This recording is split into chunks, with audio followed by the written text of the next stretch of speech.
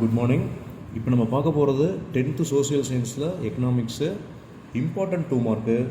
Third question பார்க்க போகிறோம். What is per capita income? First point எழுதிக்கோ.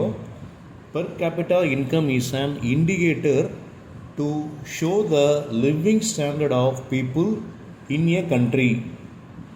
Second point, per capita income equal to national income divided by population of a country. per capita இன்கம்ங்கிறது பார்த்தீங்கன்னா என்னென்னு கேட்டிங்கன்னா தனி நபர் வருமானம், ஒரு நாட்டில் உள்ள மக்களின் வாழ்க்கை தரத்தை காட்டும் ஒரு இண்டிகேட்டர் மாதிரி. ரைட்டுங்களா?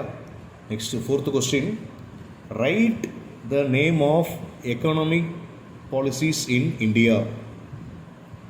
3 பாலிசி கொடுத்துருக்கான். ஃபஸ்ட்டு ஒன்று agriculture policy, second one industrial policy, third one new economic policy. அக்ரிகல்ச்சர்னா விவசாய கொள்கை, இண்டஸ்ட்ரியல் பாலிசினா ஒரு தொழில் நடத்துகிறோம் அப்படின்னா அதோட பாலிசிலாம் இந்த மாதிரி இருக்கணுங்கிறது. நெக்ஸ்ட்டு நியூ எக்கனாமிக் பாலிசிங்கிறது ஒரு புதிய பொருளாதார கொள்கை. ஓகேங்களா?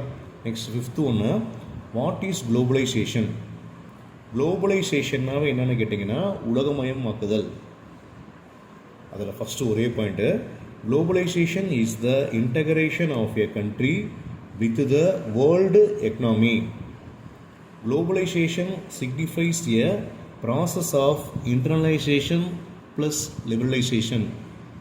அதாவது என்ன சொல்கிறோம் அப்படின்னா, நம்ம நாட்டில் ஒரு பொருள் நம்ம ப்ரொடியூஸ் பண்ணுறோம், ப்ரிப்பேர் பண்ணுறோம், ஒரு காம்பனண்ட் ரெடி பண்ணுறோம், ஏதாவது ஒரு பொருள் ரெடி பண்ணுறோம் அப்படின்னா என்ன பண்ணுறோம் அப்படின்னா அது எங்கேனாலும் வாங்கலாம், எங்கேனாலும் விற்கலாம்.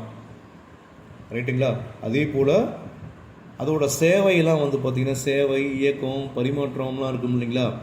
அது நம்ம என்ன பண்ணலாம் அப்படின்னா நம்ம வாழ்க்கையோட சூழலுக்கு தகுந்த மாதிரி நம்ம எங்கேனாலும் செய்யலாங்கிறது தான் பார்த்திங்கன்னா குளோபலைசேஷன்.